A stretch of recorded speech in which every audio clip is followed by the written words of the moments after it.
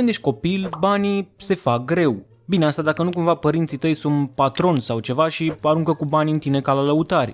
Și acum, nu zic că atunci când ești adult banii se fac ușor, doar că atunci, nu știu, poți să-ți iei un loc de muncă. Sau poți să faci un site dubios să păcălești copiii care oricum nu au banii lor, că dacă intră acolo și dau $50 vor face bani grămadă.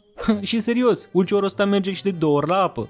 Yay! Ideea e că atunci când ești adult ai mai multe opțiuni. În schimb, când ești copil, opțiunile tale sunt oarecum limitate și de cele mai multe ori se rezumă doar la banii părinților.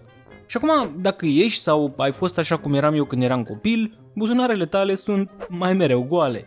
Eu n-am avut norocul de părinți bogați. Provin dintr-o familie modestă și nu mi-e rușine cu asta. Nu am fost niciodată supărat pe părinții mei pentru faptul că nu au avut posibilitatea să-mi cumpere telefoane și haine de firmă. Ba dimpotrivă, asta m-a învățat să apreciez și mai mult toate lucrurile pe care le-au făcut pentru mine. Când eram copil, eu n-am avut niciodată bani de buzunar, cel puțin nu de la părinți. Singurii bani pe care îi primeam de la părinți erau ca să plătesc anumite lucruri, gen fondul clasei, pe care uneori îl plăteam și de 3 ori pe an. Scuze, mama.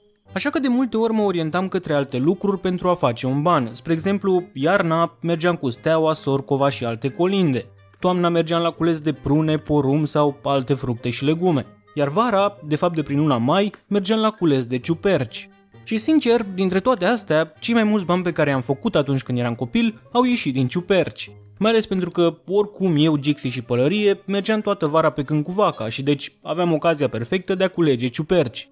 Nu, și acum într-o vară ni s-a pus nouă pata să ne luăm biciclete. Bine, Gixi avea o Crane care de fapt era lui Taxo și eu cu pălărie aveam amândoi un Pegas. Dar astea erau vai mama lor, vechi de nu știu câți ani și scârțeau din toate alea de mă mir drecu că nu le cădeau roțile.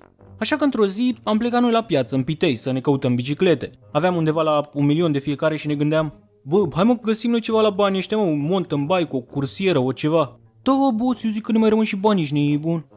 Ajungem în piață și ne oprim la prima tarabă cu biciclete.